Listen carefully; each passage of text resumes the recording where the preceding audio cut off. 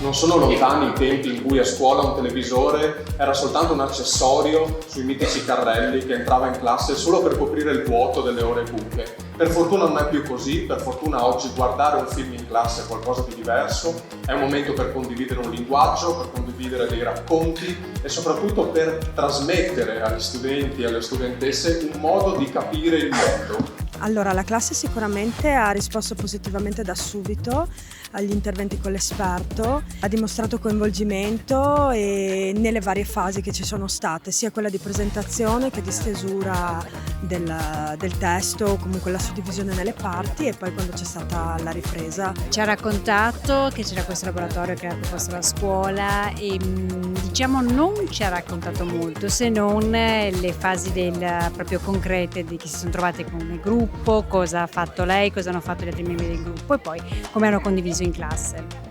La parte che mi è piaciuta di più è quando abbiamo proprio creato le scenette. I momenti in cui abbiamo abbiamo organizzato le nostre idee per produrre il cortometraggio. La cosa che mi è piaciuta di più è stato il montaggio per capire come si montavano tutti i video e capire anche cosa facevano gli altri gruppi. Ma diciamo che appare un po' più attenta, un po' più incuriosita, cioè magari sempre il momento di relax e quindi si guardano le cose solo per guardare, però ogni tanto quando ci diamo magari uno spazio più lungo si ferma, vediamo che sembra appunto più attenta, magari fa anche qualche domanda a cui cerchiamo di dare risposta. La definizione non proprio, però in sé sì. Sì, ma non proprio, non abbastanza.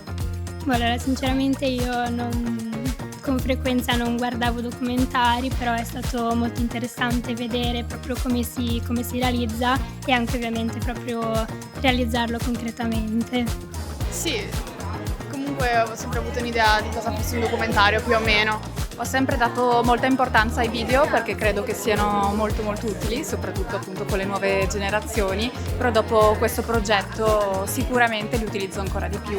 Non conoscevo il video 360 e ovviamente a scuola non ho modo di utilizzarlo, però è stato un progetto davvero interessante che mi ha fatto scoprire moltissime cose.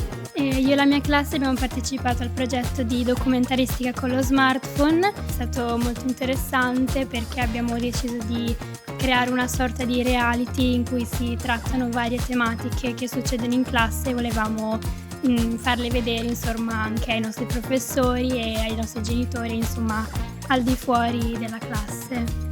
Allora, devo dire che entrambi sono stati bellissimi perché guardare tutti i cortometraggi è stato bellissimo, però mi sono sentita molto pubblico per vedere com'ero e sono stata abbastanza brava, cioè mi sono vista proprio come attrice, è stato molto divertente come lavoro, sì, anche da guardare.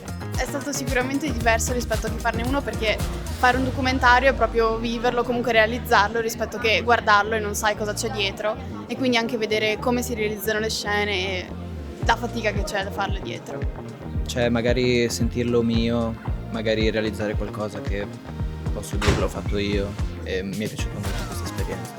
I ragazzi sono stati molto partecipativi e a loro è piaciuta moltissimo questa attività, questo progetto, il fatto di essere protagonisti del video e davvero di aver creato loro anche tutte le sceneggiature, quindi non è stato imposto assolutamente nulla, hanno scelto loro, hanno collaborato insieme, lavorato molto, quindi insomma sono stati molto contenti.